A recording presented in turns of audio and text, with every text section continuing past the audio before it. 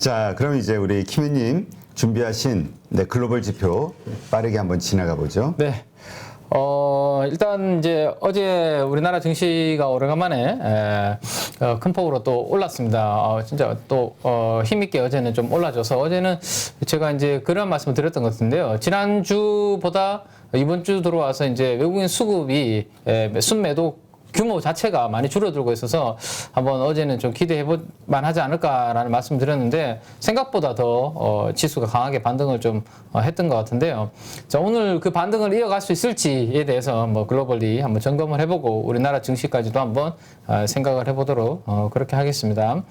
자, 일단 유가가 아니죠. 중국 위안화 쪽 흐름을 한번 먼저 보시면 위안화가 이렇게 위로 지금 조금 치는 그런 모습이었습니다. 오늘 글로벌 쪽에 이제 매크로 통화 쪽에 이슈가 상당히 많은 날입니다. 그래서 환율 관련해서 이야기가 좀 많을 것 같은데 일단 먼저 위안화가 6.72까지 이렇게 약세로 위로 튀었다가 조금 안정을 찾는 6.71 정도로 안정을 찾는 모습입니다. 그래서 위안화가 살짝 불안한 그런 모습을 보여주고 있는데 아직 전고점을 돌파한다든지 뭐 그런 큰 폭의 위안화 약세는 아니기 때문에 뭐 그렇게 걱정할 부분은 아니지만 어쨌든 위안화가 살짝 약세로 지금 움직였다라는 것은 우리가 또 보고 지나가야 될 것 같고요. 그 다음 이제 오늘 새벽에는 비트코인 가격이 전반적으로 또 강세를 이렇게 보였습니다. 비트코인이 2만 달러를 회복하는 긍정적인 흐름이 좀 나타났습니다. 그래서 이 19,000을 최근에 이탈하려고 했던 비트코인 시세가 이렇게 2만 달러 위로로 심리적인 지지선 위로 올라왔다는 것은 전체적으로 위험 자산들 입장에서는 좀 나쁘지 않은 그러한 흐름 정도 오늘 새벽에 있었고요. 자, 오늘 가장 큰 이슈는 뭐 여기에서 있었다라고 보시면 될 것 같아요. 오일 가격이 가파르게 하락하는 그런 모습인데 최근에 우리가 이제 원자재 가격들 하락은 뭐 구리부터 가스 다 점검을 했었잖아요, 그죠? 뭐 곡물 가격도 이야기를 했었고, 근데 드디어 이제 유가까지도 요 영향이 이제 오는 것 같습니다. 올라갈 때는 이제 공급이 제대로 안 되니까 이제 유가는 계속 올라갈 거다라는 거였는데 이제 경기 침체로 인해서 유가에 대한 수요가 이제 줄어들 거다라는 그 이슈가 이제 오히려 부각이 되니까 큰 폭으로 오늘 새벽에 하락을 하면서 지금 보시는 것처럼 110달러 부근에 있던 유가가 100을 깨버렸습니다. 상당히 강하게 지금 하락을 하는 그런 모습이 나타나는데 이게 오늘 우리나라 증시에 어떤 영향을 미칠지 사실 저는 조금 애매합니다. 개인적으로는 이게 무조건 호재일지 해석을 어떻게 해야 될지. 네, 그게 저도 판단이 안 돼서 제가 머리가 지금 푸석푸석하지 않습니까? 얼굴도 푸석푸석해요. 다 그래? 피곤해 보인다고. 네네. 그래서 지금 머리도 감고 말리지도 못하고 계속 앉아서 책상에 앉아있다 멍하게 있다가 저거에 무슨 의미일까? 이거를 왜냐하면 인플레 압력 완화로 해석해야 되는 건지 진짜 경기 침체. 경기 침체 쪽으로 더 비중을 둬야 되는 건지 그게 저도 좀 판단이 안 서서 고민만 하다가 일단은 뭐 우리는 어쨌든 지표가 있으니까 좀 이따 우리가 지표 보겠지만 그렇지, 우리 하이힐 네네 그 지표에 저는 무게감을 좀 더 준다라는 생각으로 일단은 출근을 했는데요. 8.15에 일단은 유가가 이렇게 하락한 부분은 시장에서는 무조건 저는 호재로만 보진 않을 것 같다라는 게 제 생각인데 한번 지켜보시죠, 일단.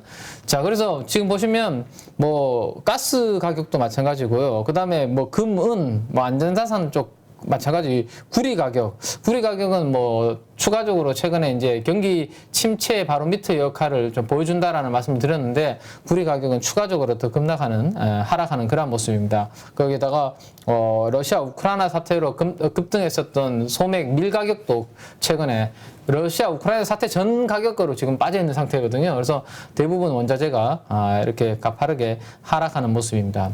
자, 이 CRB 지수가 원자재 지수라고 우리가 알고 있는데 이게 올라가는 동안 물가 압력, 인플레 압력 공포가 심했잖아요. 그래서 금리를 가파르게 올린 거고.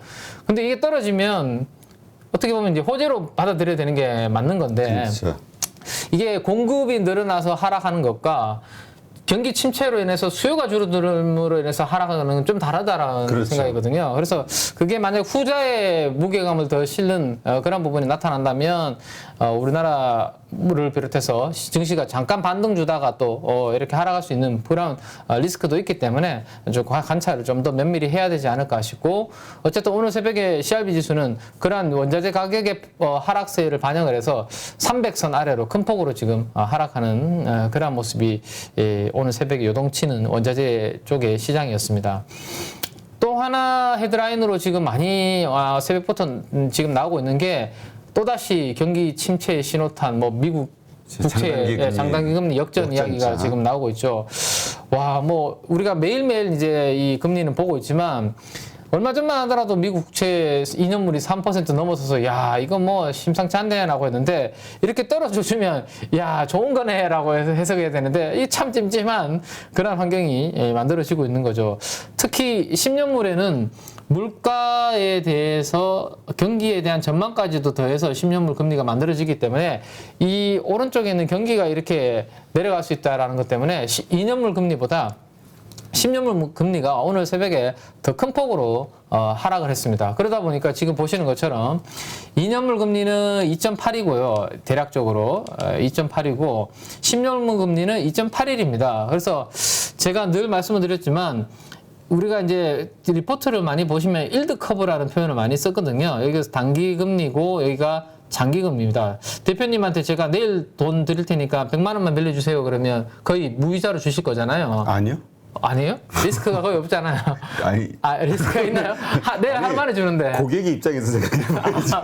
아무튼 그래도 네. 뭐 그래도 리스크가 키맨한테 있다면 한 1% 예를 들어서 받는다면 대표님 제가 내년에 드릴 테니까 100만 원 좀 빌려달라 그러면 1% 받기는 조금 찝찝하잖아요. 더 리스크를 프리미엄을 더 붙여가지고 뭐 예를 들어서 한 3% 그러면 이자 줄래요라고 저한테 물어보실 것 같은데 당연히 기간이 길어질수록 이렇게 리스크는 커지니까 거기에 대한 보상은 이렇게 커져야 되거든요. 근데 지금 어떻게 됐냐면 오늘 새벽에 단기물이 이렇게 더 위로 튀어버리는 그런 상황이 나타난 거고 장기가 이렇게 떨어지는, 그러니까 두 개 다 떨어지긴 했지만 장기 금리가 더 떨어지면서 역전이 만들어진 거죠. 그래서 이게 이제 과거에 장단기 금리 역전이 나타날 때마다 경기 침체 신호탄으로서 뭐 왜냐하면 한 수개월, 6개월 뭐 이렇게 시차를 두고 주식시장이 폭락한 경우도 있고 경기 침체가 온 경우도 있었기 때문에 이 부분이 아마 오늘 헤드라인에 아마 뉴스에 많이 나오지 않을까 싶고요. 장기물 쪽에서 또 보시면 마찬가지예요. 여기 보시면 30년물 금리는 3.04인데 20년물이 3.3이잖아요. 그죠? 그래서 사실 30년물이 더 높아야 되는데 다 이렇게 지금 구간별로 이렇게 금리가 역전되고 있는 이 현상이 과연 오늘 새벽에 원자재 가격 하락으로 인해서 뭐 또 금리 하락하면서 나스닥 빅테크가 강세를 보였다고 해서 우리가 무조건 지금 증시가 이제 다시 바닥을 찍고 강하게 올라갈 거야 이렇게 좀 보기에는 조금 몇 가지 확인해야 될 부분들이 아직 좀 더 있지 않을까라는 생각입니다. 자, 그래서 이런 부분들이 아마 오늘 뉴스에 많이 나올 것 같고요. 자, 오늘 새벽에 해외 증시의 가장 이슈는 또 유로화의 폭락이었습니다. 제가 최근에 이제 유로 쪽에 이제 분열 이야기를 많이 해드리고 있는데 오늘 새벽에는 더더욱 이제 유로 쪽에서 방금 대표님께서 이야기해 주신 독일의 이제 그런 이슈들도 있고 에너지 기업들의 구제금융 신청 뭐 이런 부분들이 나타나면 당연히 유럽의 경기는 안 좋아질 것이고 그 해당 국가 그 지역의 경기가 안 좋아지면 그 나라의 통화는 당연히 가치가 하락해야 되는 것이 일반적입니다. 그렇죠? 그래서 지금 우리 가족 여러분들이 제가 이 통화를 이렇게 보실 때 해석할 때 앞에 있는 통화가 차트가 이렇게 내려가면 앞에 통화가 약세라고 말씀드렸고 이게 올라가면 앞에 통화가 강세라고 말씀드렸습니다. 그러니까 지금 보시면 유로화의 차트가 이렇게 내려왔으니까 이 앞에 있는 통화가 오늘 새벽에 아주 가치가 급락했다.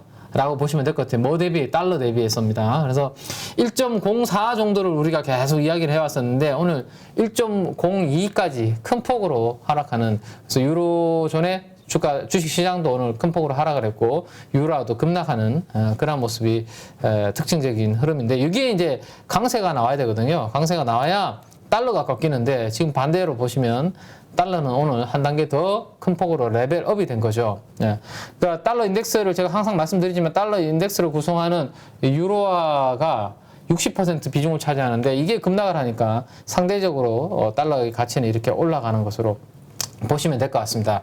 자, 105가 아니라 104, 뭐 104 밑으로 떨어져 줘야지 우리 시장에는 좋다라고 말씀드렸는데 105를 훌쩍 뛰어넘어서 오늘 새벽에 106.5까지 이렇게 올라가는 그런 그림입니다. 그래서 자, 이 달러 강세가 오늘 우리나라의 이 원화, 그 다음에 외국인 수급에 어떤 영향을 미칠지 그 부분이 저는 중요한 어제 상승을 이어갈 수 있을 것인지 아니면 또 오늘은 또 이러한 부분 때문에 우리나라 증시는 또 하루 또 쉬어갈지 좀 결정을 좀 할 것 같거든요. 그래서 뭐 그 부분 한번 봐야 될 것 같습니다.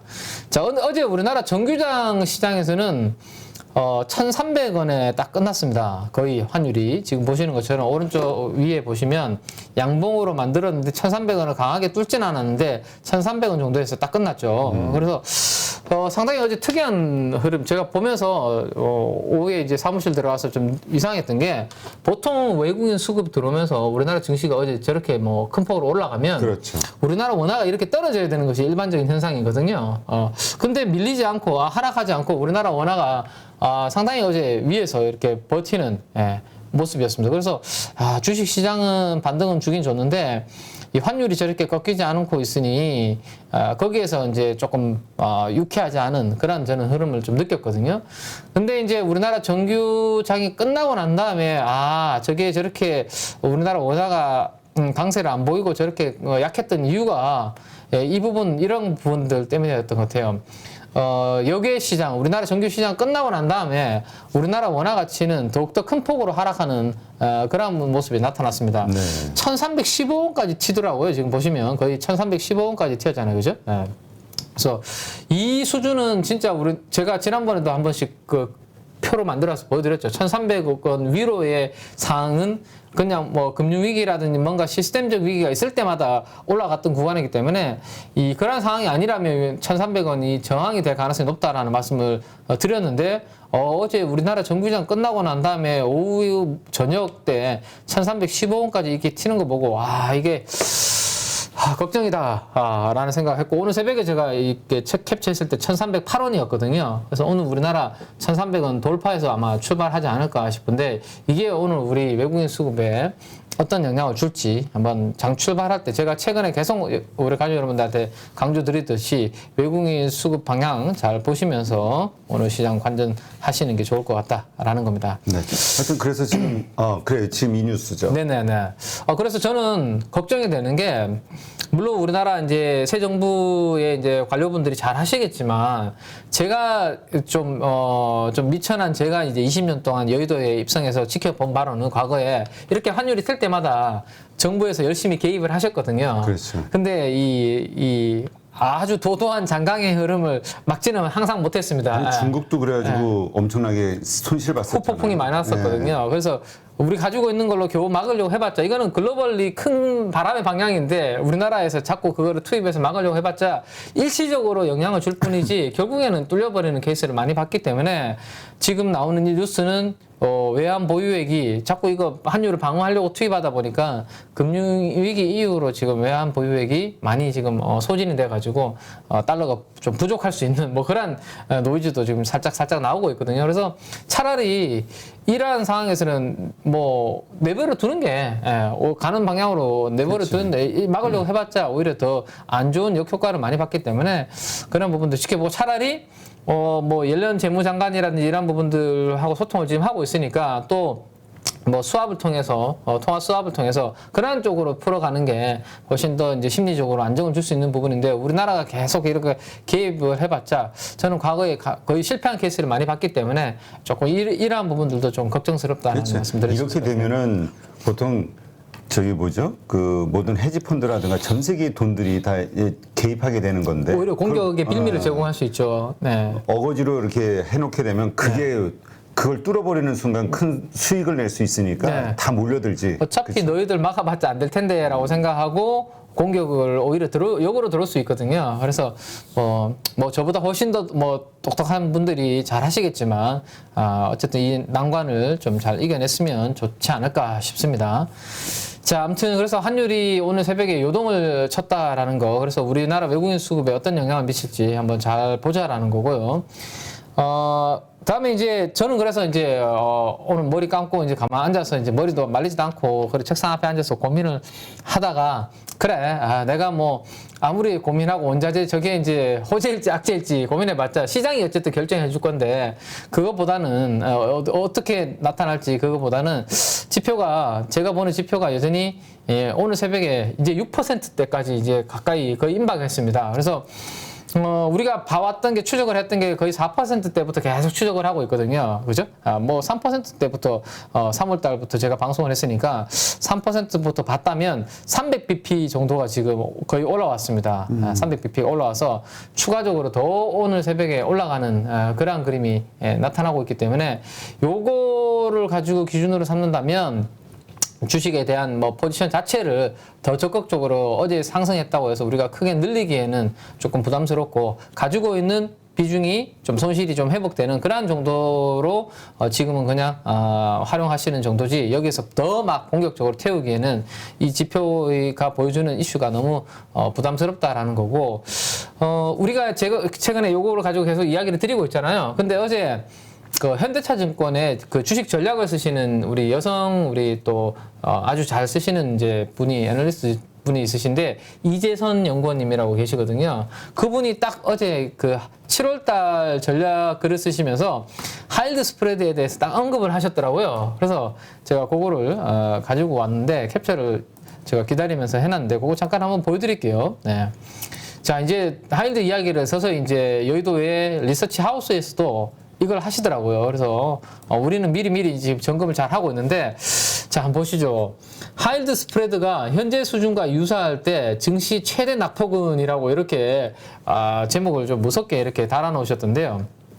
자 과거에 하일드 스프레드가 현재 수준과 유사하게 상승한 구간에서 저점 대비해서 제가 300bp가 올랐다라고 말씀드렸습니다. 우리가 3% 정도 때부터 봤는데 지금 거의 6% 가깝게 올라왔으니까 300bp 정도가 올랐을 때 S&P 500의 최대 낙폭은 32% 정도 하락을 했었다라는 거 과거에 이제 이거를 리서치해서 해놨더라고요. 근데 최근에 S&P 500의 낙폭은 23% 정도 하락을 했으니 만약에 과거 정도 수준으로 하일드 스프레드가 300bp 정도 올랐을 때 과거 낙폭을 생각한다면 추가적으로 9에서 한 10% 정도가 S&P 500이 더 빠져야 된다라는 그런 이야기거든요, 이게. 그래서, 뭐, 이 부분을 감안해서 한다고 하더라도, 뭐, 저도 뭐, 마찬가지고, 이 애널리스트 분의 의견을 감안한다고 하더라도, 지금 구간에서, 뭐, 어제 우리나라 증시가 많이 반등을 줬고, 그 다음에 나스닥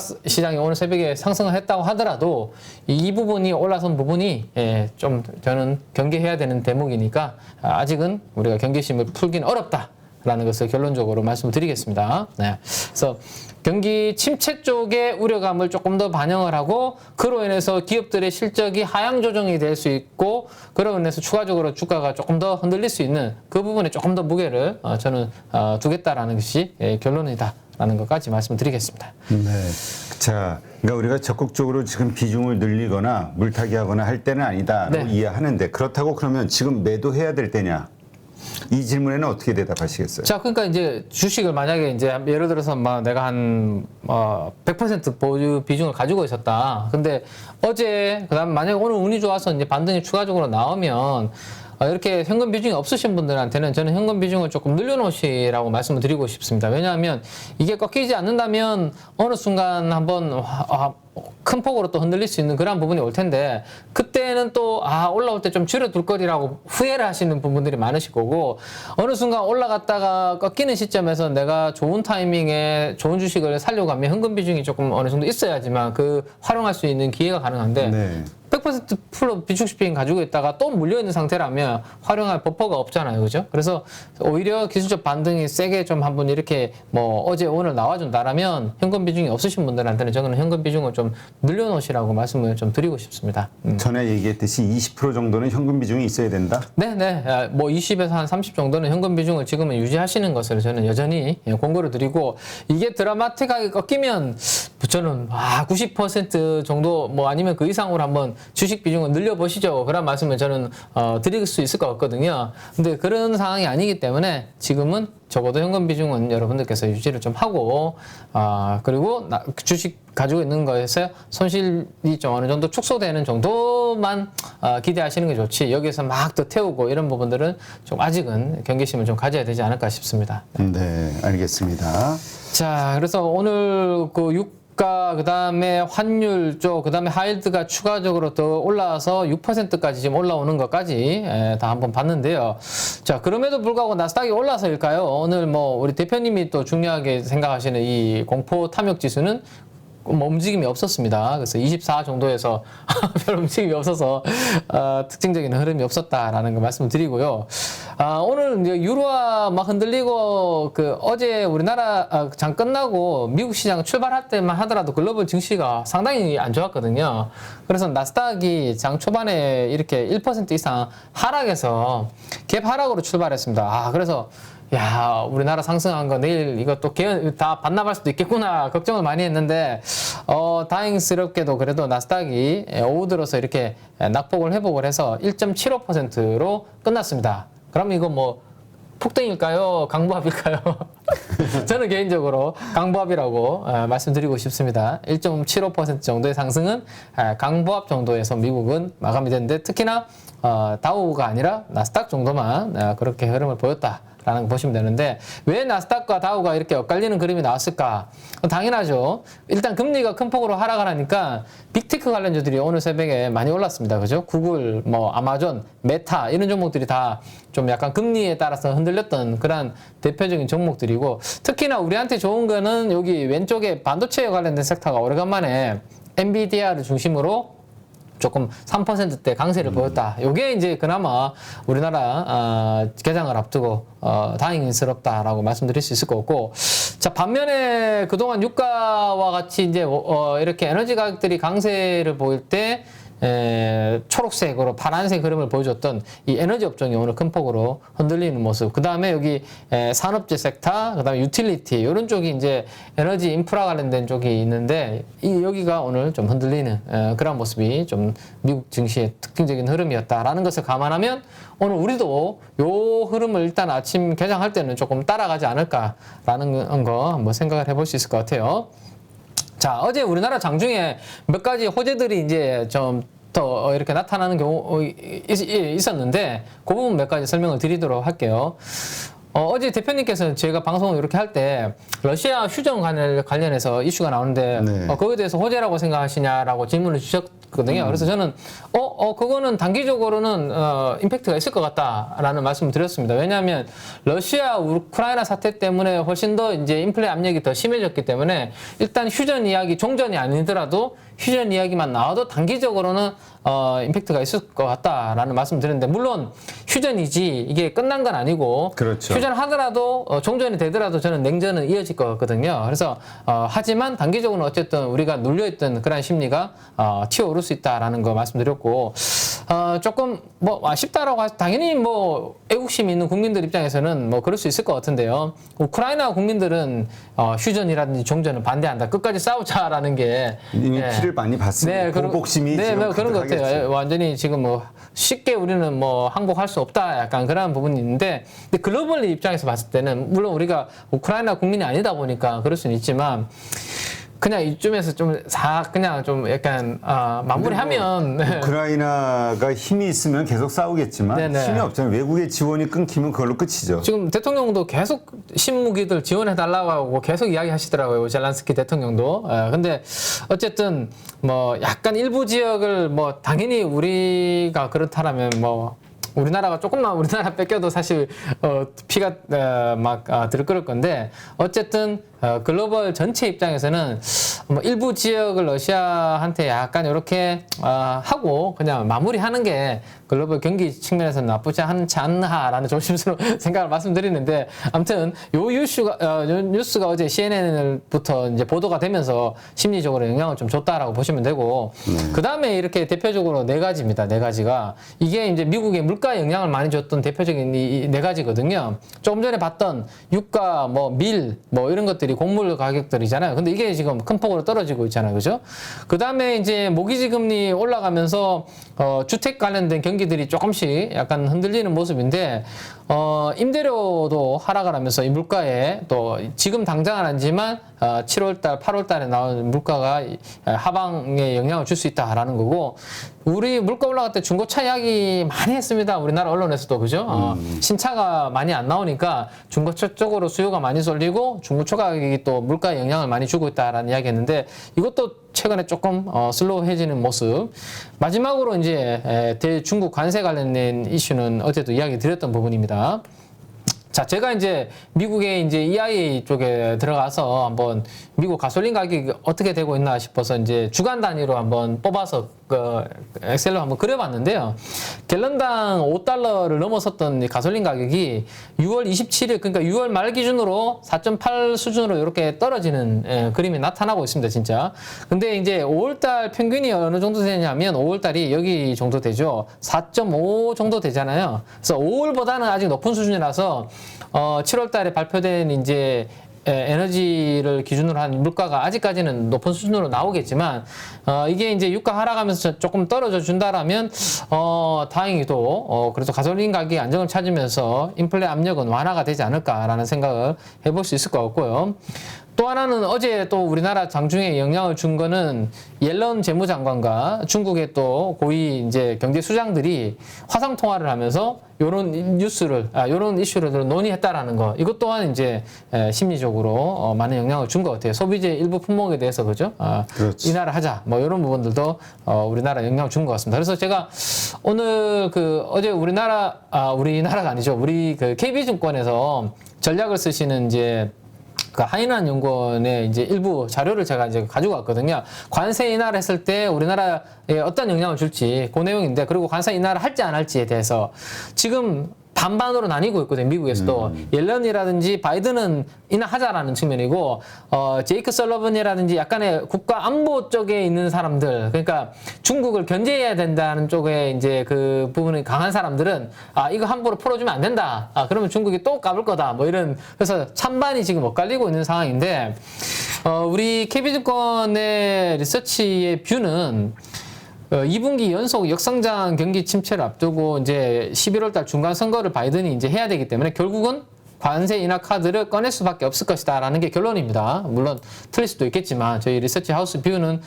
그렇다는 거고, 중국도 당연히 미국의 이제 관세 인하에 대해서 반응을 할 가능성이 높다라는 겁니다. 왜냐하면 시진핑 주석의 연임이 올 10월달, 11월달 또 같이 이제 그렇죠. 있잖아요. 그죠? 그래서 정치적 이벤트를 무사히 지나가기를 바란다는 정치인들의 셈법을 고려한다라면 이 관세 인하 카드는 미국과 중국이 다 원하는 부분이기 때문에 아마 화상 통화라든지 이런 부분을 통해서 미리 지금 선조율을 하고 있겠죠. 그죠? 그래서 아마 저때 그럴 것 같아. 그 트럼프 때하고 그때 그 협상 1차, 2차 막 네네네. 했었잖아요. 합의하고. 그럴 때 보면은 결국 관세 인하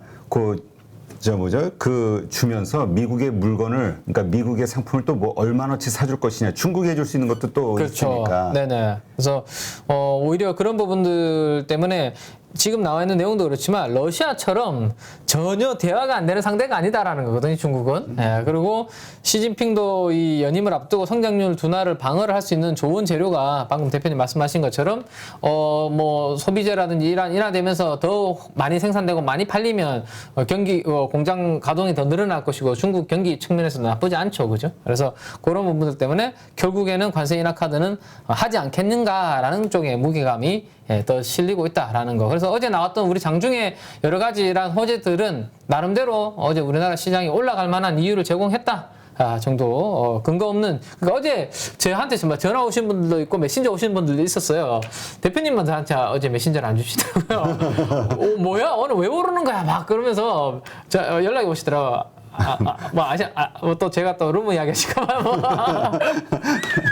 아무튼 어제 올라가니까 다들 어리둥절 하시는 분들이 좀 많으셨던 것 같아요. 네. 갑자기 받으니까. 그래서 저런 이유들이 좀 있었다 정도 보시면 될 것 같고, 자, 그 다음에 이제 그럼 어제가 이제 우리나라 증시의 바닥 역할을 해줄 수 있을 건가라는 거를 한번 봐야 되는데, 제가 항상 이제 한 번씩 외국인 수급이 크게 한 번씩 딱 들어올 때마다 보여드리는 차트죠. 이게 작년부터 올해까지 코스닥 지수가 노란색이고요. 그 다음에 외국인 순매수가 중요하게 들어왔던 구간을 제가 이제 이렇게 표시를 해놓은 구간입니다. 그러니까 작년도에도 보시면 코스닥이 10%씩 이렇게 빠졌던 구간은 한 5번 정도가 있습니다. 여기 핑크색으로 해놓은 게 작년도거든요. 그래서 저 구간마다 외국인 수급이 2천억에서 3천억 정도 찍히고 난 다음에 지수가 반등을 아주 세게 했다라는 것을 과거에 제가 많이 보여드렸죠. 그래서 올해도 이제 그 구간마다 그래서 2천억, 3천억 이상의 외국인 수급이 한번 바닥에서 찍혀야지만 조금 강한 상승 반전을 기대할 수 있다. 바닥을 우리가 신뢰할 수 있다라는 말씀을 드렸었는데 오른쪽에 있는 회색 영역은 올해입니다. 올해 큰 폭으로 하락했던 영역을 제가 세 군데 이렇게 표시를 해놓은 거거든요. 근데 연초에 보시면 큰 폭으로 하락하고 난 다음에 2월 중순, 2월 말, 3월 중순 이렇게 2, 3천억씩 찍히고 난 다음에 다 회복을 못했지만 절반 정도 이렇게 회복을 하는 모습이 나타났었고요. 또 이제 이렇게 회색 또 밀렸죠. 그리고 난 다음에 한 1,700억 정도 찍히고 약간 3분의 1 정도 반등했다가 또 이번에 이렇게 세 차례 정도 큰 폭의 하락이 상반기에 지금 있었습니다. 근데 지금 보시면 가장 최근에 6월 24일인데요. 6월 24일 날 3,800억이 아주 강하게 찍혔습니다. 그래서 저는 외국인 3,800억 찍혔으니까 이제부터는 좀 바닥의 확신을 가지고 기대를 해볼 생각이었는데 바로 반납을 해버렸거든요. 그때 3,800억 찍혔다. 그 다음날 거의 한 3,000억 다시 다 토해내 버렸습니다. 그래서 지금 이번에 전저점을 위협하는 그런 부분이 있었죠.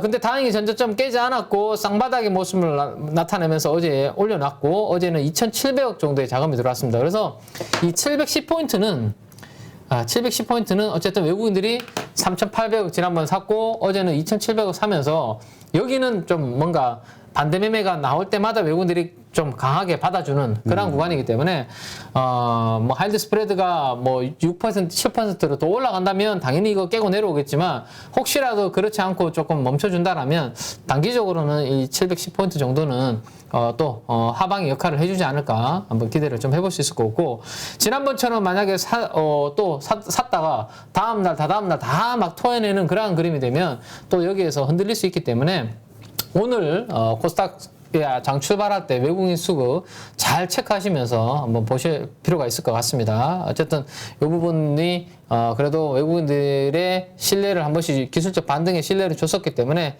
아마 좀 더 추가적으로 상승하기를 좀 기대는 좀 해보고요. 관찰은 하셔야 된다라는 거 말씀을 드릴게요. 자, 그 다음에 이제 또 하나 말씀드리는 부분이 기술적 반등은 오케이 충분히 나올 수 있는 구간이 많이 빠졌으니까 그리고 낙폭 과대주들도 반등은 충분히 줄 수 있다라는 거는 뭐 누구나 지금 이해할 수 있는 부분입니다. 다만 걱정되는 부분들은 경기 침체 우려감에 지금 유가라든지 원자재 가격이 다 빠지고 있는데 경기 침체라는 것은 결국에는 수요가 지금 하락하는 거고 수요가 떨어지면 기업들의 재고는 쌓이는 거고 실적은 당연히 떨어지는 거거든요. 그래서 지금 2022년 코스피의 영업이익의 지금 추정치를 보시면 이렇게 떨어지고 있는 물론 이 떨어지는 것은 삼성전자 하이닉스부터 영향을 주고 있는 거죠. 그래서 이 하락 조정되고 있는 이 부분이 어느 정도 조정되고 제가 멈춰야지만 우리나라 또 시장에 강한 또 바닥을 상승을 좀 기대할 수 있다라는 말씀 드렸는데 여전히 어제도 제가 어제 기준으로 이거 업데이트를 한 건데 오른쪽 제일 끝이 보이시는지 모르겠지만 지금 추가적으로 더 떨어진 상황이거든요. 그러니까 2022년도 영업이익 추정치가 더 하향 조정이 되고 있는 상황입니다. 그래서 물론 많이 빠졌기 때문에 낙폭 과대에 따라서 기술적 반등은 나올 수 있지만 이 이익 전망치가 떨어지고 있는 부분이 좀 멈춰야지만 우리나라 증시의 추세적인 상승 반전을 좀 많이 기대할 수 있다는 것은 계속 머릿속에 좀 넣어두셔야 되고 내년도 전망치도 마찬가지입니다. 내년도 2022년 올해보다 내년도 전망치가 더 지금 큰 폭으로 지금 떨어지고 있거든요. 그래서 요 조정이 어느 정도 마무리가 되면 제가 봤을 때는 충분히 우리나라 증시가 강하게 반등이 나올 수 있는 그런 부분은 생길 거니까 그거는 제가 한번 타이밍은 계속 체크하면서 말씀을 드릴 테니까요. 조금 기다려 주시면 좋을 것 같아요. 자, 그래서 여기까지가 이제 어제 우리나라 증시, 그 다음에 여기 우리가 너무 한화할 수만 밖에는 없는, 뭐 그런 이유들 몇 가지 말씀을 드렸고, 자, 오래간만에 그래서 외국인들이 의미 있게 매수세가 어제 1,000억 이상 코스피에서 찍혔는데 어떤 종목들을 샀나 보니까 SK그룹을 좋아하는 것 같아요, 외국인들이. 그래요? 그러네. 지금 1, 2, 보시면 3위가 다 네네. 어제 매수 금액 이거는 상입니다. SK 하이닉스 200억, SK i 테크놀로지 180억, SK 바이오사이언스 180억. 그래서 SK 그룹주를 어제 3인방을 가장 큰 금액으로 샀다. 근데 특이하게 외국인들이 매수를 했는데 한 종목이 안 보이는 종목이 있죠. 삼성전자는 오히려 외국인들이 팔아버렸습니다. 그래서 이게 뭐 특정 섹터를 샀다기보다는 뭐 지금 보시는 것처럼 약간 골고루 사긴 샀는데 삼성전자를 팔았다는 측면에서 삼성전자는 우리나라 증시를 대표하는 대표 종목이죠. 외국인들이 자금이 들어올 때 샀고 외국인 자금이 빠져나갈 때 파는 대표적인 종목인데 여전히 삼성전자에 대해서 매도가 나왔다는 측면에서 우리나라 시장에 대해서 강하게 아직 외국인들이 그렇게 뭐 자신감 있게 사는 그런 흐름은 아니지 않나라는 생각을 할 수 있을 것 같고 여기에서 보시듯 낙폭 가대 종목들 위주로 어제 수급이 좀 들어왔고 SK 바이오사이언스는 최근에 코로나 확진자 수가 늘어나고 증가하고 있다라는 말씀을 이제 드렸는데 거기에 따라서 이제 수급이 좀 들어오는 그런 모습이었습니다. 백신 관련된 뭐 호재도 좀 있었고 그래서 외국인 수급은 이렇게 이제 상위 종목들은 좀 들어왔다라는 거 참고하시면 될 것 같고요. 자, 코스닥조 어제 뭐 조금 전에 보셨던 것처럼 얼마죠 이게 우리가 2,700억 정도가 한 방에 들어왔습니다. 그래서 2,700억을 어디로 집행했는지 순매수 금액 상위로 먼저 한번 봤는데 최근에 신저가를 기록을 했던 위메이드가 미르엠이 기대했던 거에 보다 못 미치면서 최근에 뭐 신저가 막 많이 하락을 했거든요. 그렇죠. 근데 어제 240억의 순매수가 들어왔고 자, 제가 2차전 지주가 바닥을 잡아야 시장이 이제 안정을 찾을 수 있다는 말씀을 드렸죠. 왜냐하면 지난주 후반부터 증시를 한 단계 더 우리나라에서 추락시킨 거는 LG 에너지 솔루션 발 악재 때문이었습니다. 근데 어제 2차전지 관련주들이 다 안정을 찾았죠. 에코프로, BM, LNF 안정을 찾았는데 카카오 게임즈까지 이렇게 딱 넣고 봤을 때 어제 대표님이 그런 말씀을 주신 것 같아요. 그 공매도 쪽 관련된 거 아니에요? 라는 말씀. 네, 딱 성격이 위메이드도 달라진 거 하나도 없거든요, 사실. 예. 그렇죠. 예, 달라진 거 없는데 갑자기 240억 샀고. 그 다음에 최근에 이제 2차전지 그 LG 에너지 솔루션 이슈 나온과 동시에 2차전지 관련주로 공매도가 많이 나왔었거든요. 근데 어제 2차전지 관련주 쪽으로 또 이렇게 들어오는 것으로 봤을 때 공매도의 환매수 성격이 어제는 외국인 수급이 좀 짙지 않았나.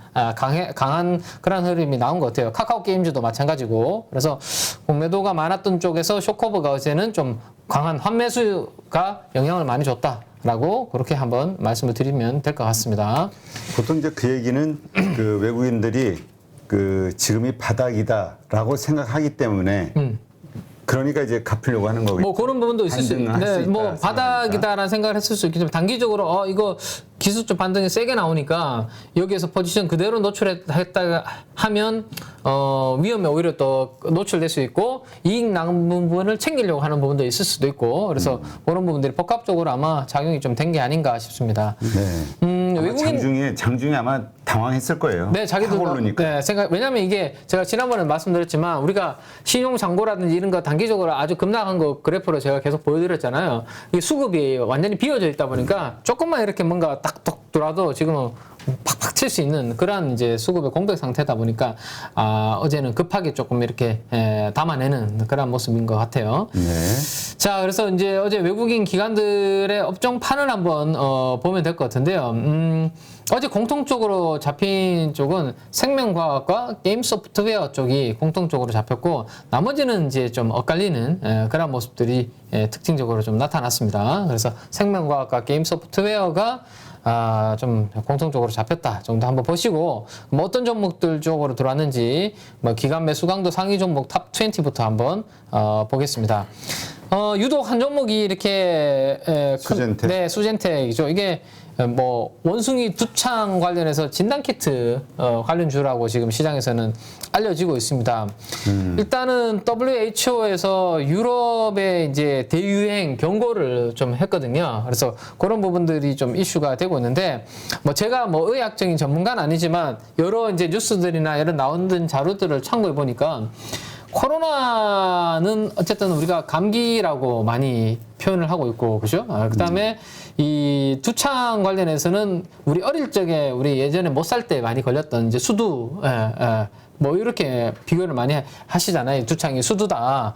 그래서 상대적으로 감기 대비해서 이쪽은 전염성이 낮다라는 그런 보고서 뉴스도 많이 이제 나오더라고요. 그래서 이 부분을 감안한다면 과거 우리가 코로나 대유행처럼 그렇게 전염성이라든지 위험도를 보기보다는 이번에 일회성의 테마 정도로 아직은 보는 게 그렇죠. 맞지 않나라는 생각입니다. 그래서 내가 아주 발빠른 고수가 아니라면 수젠텍의 이런 뭐 원숭이 투창 관련해서 진단키트 테마로 움직이는 부분들에 대해서는 그냥 저렇게 테마가 먹히고 움직이는구나 정도로 참고만 하시고 패스하시는 게 낫지 않을까라는 그렇죠. 생각입니다. 어제 그제 이틀 동안만 한 40%가 올랐는데 네네네. 45%.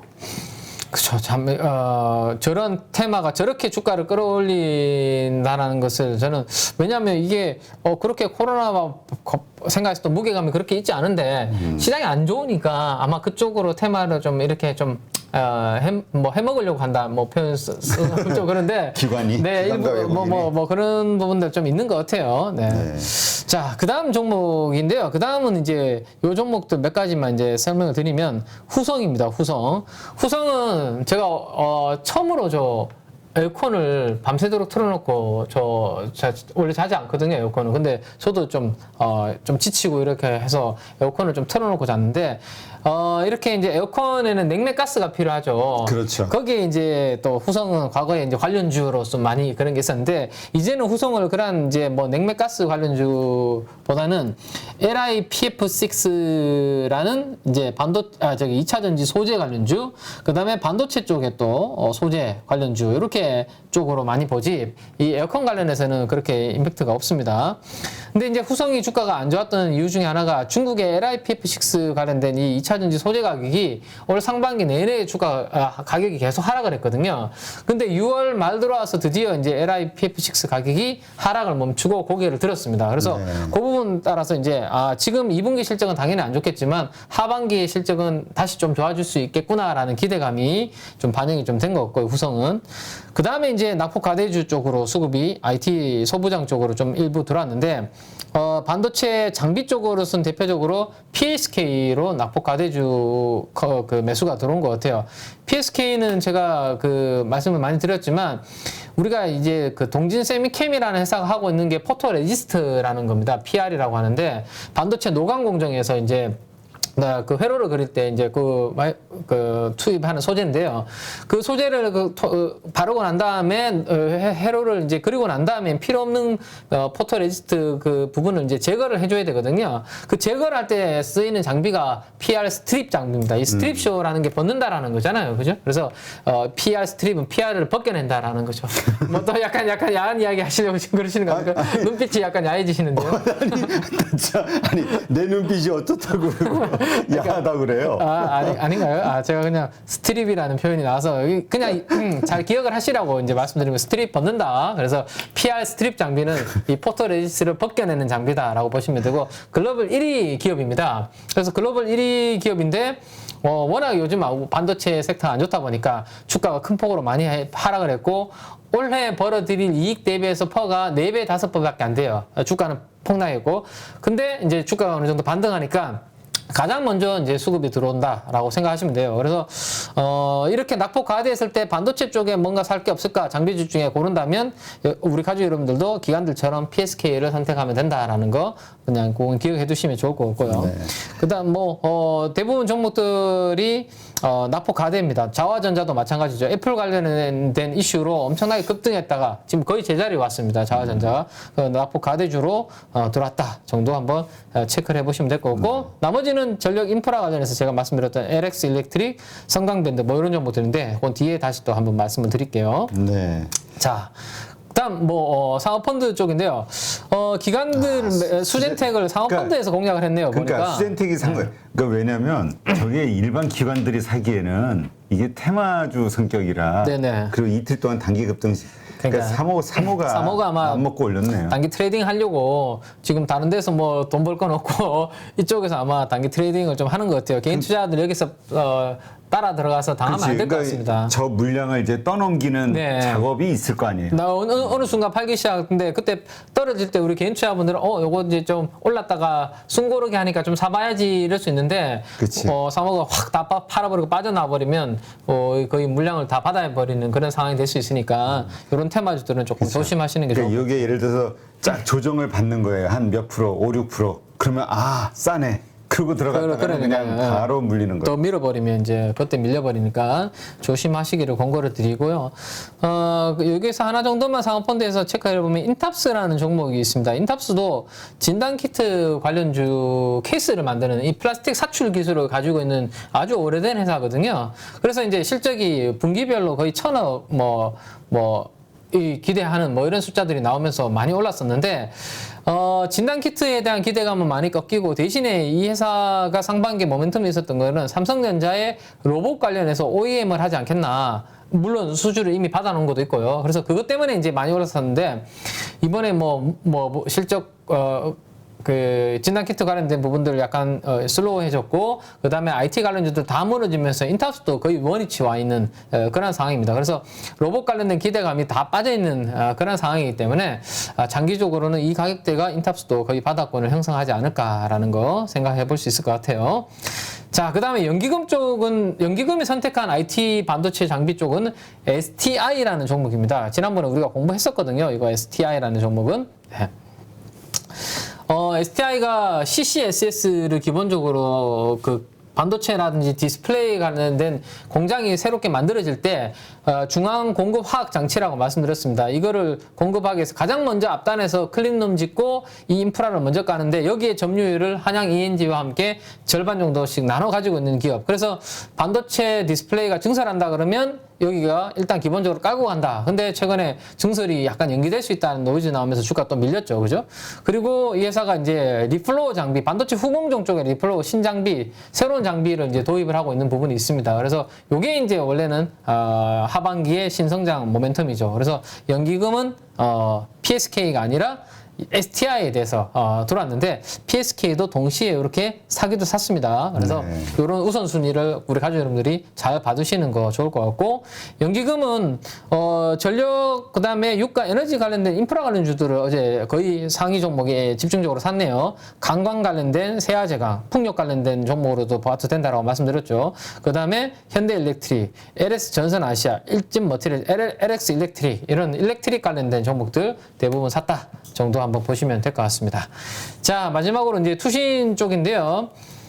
투신은 진성 TEC를 0.2% 샀는데 이게 글로벌 부동산 경기 침체 이런 부분들 때문에 최근에 주가가 좀 조정을 받았는데 어제 중국 정부에서 인프라 투자 관련된 펀드를 조성한다는 이런 뉴스들이 나오면서 현대건설기계가 중국 쪽에 이제 매출 비중이 크거든요. 그래서 현대건설기계를 중심으로 어제 주가가 좀 많이 올랐고 또 우크라이나 재건 관련된 그런 기대치도 있는 겁니다. 자, 진성 TEC가 가장 세게 움직이려면 미국 쪽의 부동산 경기가 좋아져야 되고 미국의 캐터필러가 주가가 강한지를 잘 봐야 됩니다. 그래서 캐터필러의 실적이 좋고 캐터필러의 주가가 괜찮게 움직인다. 그러면 그때 상관관계가 높게 보셔야 되는 종목이 이 캐터필러 쪽에 하부 주행체 부품을 납품하고 있는 회사가 진성 TEC니까 같이 그때 좀 잘 보실 필요가 있다라는 것까지 말씀을 좀 드리겠습니다. 자, 외국인들은 그럼 뭘 샀을까요? 외국인들은 시가총액의 1% 이상 종목들을 많이 샀는데 주로 보시면 다 개별 종목들이 많고요. 이런 종목들 위메이드라든지 이런 종목들은 아마 외국인 쪽도 공매도 아마 환매수 쪽도 들어온 그런 물량들이 좀 있지 않나라는 생각입니다. 그래서 대부분 다 개별 종목들 성격이 너무 강해서 외국인 수급은 이 정도 보고 그냥 패스하도록 하겠습니다. 자, 어디로 많이 팔았을까를 한번 봐야 되는데. 그렇죠. 3호. 네, 어제 제가 이제 재롱전기가 호재 나오면서 8,000원까지 갔는데 윗꼬리를 길게 단 양봉이 나왔으니까 일단은 단기적으로는 가지고 계신 분들이 일부는 좀 비중을 줄이면서 차익 실현을 좀 하십시오라는 말씀을 드렸는데 상업펀드도 어제 차익 실현을 좀 하는 단기적으로 모습이었는데 근데 생각보다 어제 잘 버티더라고요. 어제 장중에는 이랬거든요. 재롱전기가. 근데 어제 오후에는 어떻게 끝났냐면 마지막에 종가는 이렇게 끝났습니다. 거의 1%대로 낙폭을 줄였습니다. 그래서 야, 이 변압기 관련된 이 모멘텀이 세다 보니까 한 6% 정도 장중에 6, 7% 빠지니까 저가 매수세가 들어오면서 거의 보합권까지 이렇게 당기는 모습, 상당히 힘이 강하다라는 느낌을 좀 받았는데 어쨌든 어제 상호펀드에서 일부 비중을 좀 줄였고요. 그 다음에 특징적인 것 중에 하나는 본행제 관련된 종목을 추가적으로 더 비중을 조금 축소하는, 요게 조금 특징적인 흐름 정도로 보시면 될 것 같습니다. 자, 그 다음 연기금 쪽에서는 이 DB하이텍, 그 다음에 모두투어, 이런 종목들.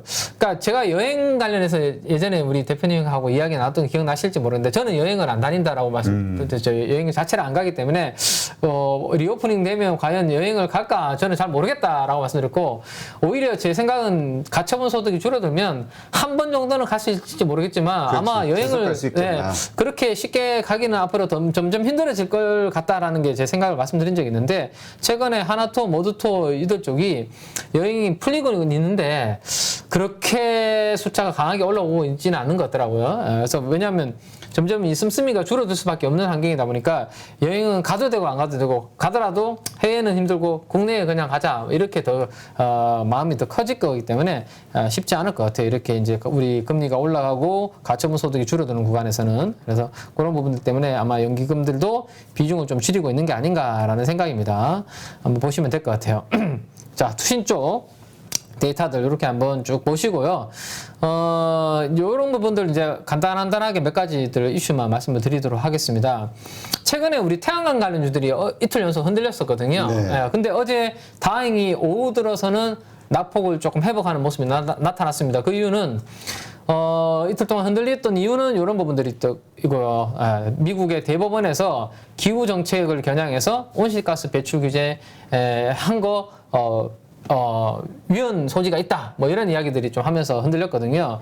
물론 요 이슈만의 영향은 아니겠지만, 근데 지금 대법원에 있는 부분들이 대부분 트럼프 대통령 때 뽑아놓으신 분들이 많아가지고 상대적으로 공화당 성격을 가지고 있는 분들이 더 많아요. 한 6대4 정도 많은 걸로 제가 알고 있거든요. 그래서 지금 민주당이 약간 안 좋은 쪽으로 자꾸 이게 몇 가지 이슈들이 낙태도 그렇고 나오고 있거든요. 그래서 이런 부분들이 흔들렸는데 어제 오후장에 태양광이 낙폭을 회복하면서 흔들렸던 것은 중국에서 또 그 태양광 쪽을 많이 생산하고 있는 일부 지역이 코로나가 심해지면서 그 공장이 셧다운되는 이슈가 만들어지면서 공급이 이러면 또 단기적으로 타이트해질 수 있겠네. 그 부분이 좀 부각이 되었다라고 보시면 되고, 또 하나는 어제 우리가 7월 5일 날이 새 정부의 에너지 정책 방향이 어제 발표가 되었습니다. 그렇죠. 그래서 이 부분도 영향을 좀 줬다라고 보시면 될 것 같아요.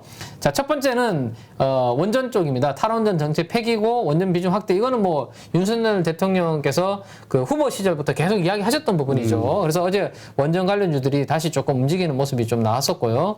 두 번째는 자원을 리사이클링 하자라는 부분입니다. 그러니까 우리는 자원이 안 나는 나라니까 어쨌든지 간에 다시 재순환할 수 있으면 그 부분을 앞으로 정책적으로 밀어주겠다라는 거죠. 그래서 해외 쪽에 우리가 의존을 덜하기 위한 방법은 핵심은 리사이클링이다라는 거죠. 그래서 제가 지난번에도 한번 말씀드렸는데 배터리가 앞으로 엄청나게 쏟아질 겁니다. 그죠? 2차 전지 전기차가 이제 막 안 되니까. 그래서 폐배터리 관련주들이 올 하반기에는 중요한 테마가 될 가능성이 이러면 점점 커지고 있다라는 거고, 지난번에 제가 성일 하이텍의 청약이 임박했다라는 말씀을 드렸습니다. 7월 달에 폐배터리 관련해서 우리나라에서 가장 잘하고 글로벌리에서도 이름이 왔다 갔다 하는 기업이 성일 하이텍인데 공모주 청약이 곧 진행될 예정인데, 여기에서 만약에 이슈가 되고 터진다, 항상이 갈지는 모르겠지만 이슈가 되면 그 시장 내에서도 그런 폐배터리 관련주 에코프로라든지 여러 가지 기업들이 몇 가지 있거든요. 그래서 하반기에 테마가 될 수 있으니까 그 부분들은 가족 여러분들 생각하셔야 되고, 혹시라도 공모주에 관심이 있으신 분들은 이 성일 하이텍 한번 체크를 좀 해보실 필요가 있다라는 거 말씀을 드리고, 마지막으로 결국에는 또 수소, 태양광, 풍력 코멘트가 어제 우리 정부 정책 방향에서 나왔으니까 그 부분들도 어제 오후장에 영향을 좀 좋다 정도로 볼 수 있을 것 같습니다. 네. 자, 그 다음에 이제 일렉트릭 관련해서 제가 계속 이야기를 드렸죠. 뭐뭐 일렉트릭, 뭐뭐 전기 이러한 기업들은 올해 하반기 내내 테마가 될 수 있다라는 말씀드렸는데 그래서 제가 이 기사를 보고 에어컨을 끄고 자야 되겠다는 생각을 다시 했습니다. 그러니까 한 사람이라도 네.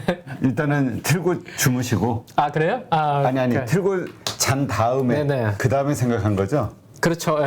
아침에 새벽에 이거 자료 업데이트 하다가 기사가 이게 있길래 오늘은 끄고 자야 되겠구나 생각했는데 전력의 예비율이 막 붕괴가 되고 있다. 삼복더위 아직 시작도 안 했다라고 하는데 저는 너무 덥더라고요. 이건 더워요. 지금 네. 습도가 높아가지고. 습도가 높고 8.15 끝나고 제가 저희 KB증권 사무실로 복귀하는데 땀이 줄줄 흐르더라고. 오전인데도 불구하고. 네. 예. 그래서 이런 부분들이 아마 노후화된 그런 변압기에 대한 교체 수요를 계속해서 저는 촉발시키지 않을까 싶고 초고압 변압기 시장을 가지고 있는 세 개 회사가 LX 일렉트릭, 그 다음에 현대 일렉트릭, 효성중공업 요 세 개 회사가 초고압 변압기를 양분하고 있는 3대 회사인데 아마도 조금 실적이 계속 좋아지면서 우상향 트렌드가 좀 나타나지 않을까라는 거까지 말씀을 드리겠습니다. 네. 여기까지 말씀드리면 되겠네요. 알겠습니다. 자, 그래서 오늘도 일단은 좀 경계심을 가지고 시장을 바라다 보자. 그 다음에 주식이 100% 비중이신 분들은 한 20% 정도를 현금화하는 네, 할 수 전략. 있다면 좀 분할로서 좀 그러니까 나눠서 상승했을 때 이제 쌌을 때 손절할 수는 없는 거니까. 네네네. 그렇죠? 그러니까 네. 자, 상승은 즐기되 기술적 반등이 나오면 땡큐고 그래서 즐긴다는 거는 팔아야 즐기는 거 아니에요? 그러니까 그냥 들고만 있어도 즐겁나? 계좌가 제가 만약에 주식 투자를 지금 하고 있다면 저는 ETF는 하고 있잖아요. 퇴직연금 저 자동차 ETF 지난번에 물렸다고 말씀드렸잖아요. 근데 어제 자동차만 안 오르더라고요. 짜증나게. 그러니까 오늘 네. 그러니까 솔직히 말해서 오늘 피곤한 모습은 네. 어제 자동차주가 안 올라서 그런 거예요. 그런가요? 그렇지. 마음을 정확하게 들여다보면. 네. 그래서 저는 원전 ETF도 있고 신재생 ETF도 퇴직연금이 있긴 있는데 그래도 아무튼 그 계좌가 어느 정도 회복만 돼도 그래도 즐길 수 있는 거죠. 왜냐하면 지금 워낙 계좌가 많이 안 좋은데 회복만 돼도 오늘은 좀 지금 그 손절하고 앞으로 좋아질 업황 네. 쪽으로 갈아타기 하시는 건 어때요? 자동차를요. 네. 손실이 너무 커가지고. 봐봐. 그러니까 이렇게 자기가 직접 이런 경험을 당하게 되면 우리 전문가들도 손절 못해. 네네. 근데 그러니까 이게 우리가 아는 거예요. 훈수 두는 사람이 잘한다 그러잖아요.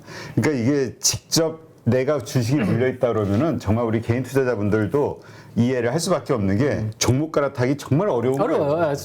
저는 그래서 말씀드릴 때마다 교체 매매하는 게 저도 쉽지 않다라는 말씀 드리는 게 방금 말씀드린 그런 거 이유예요.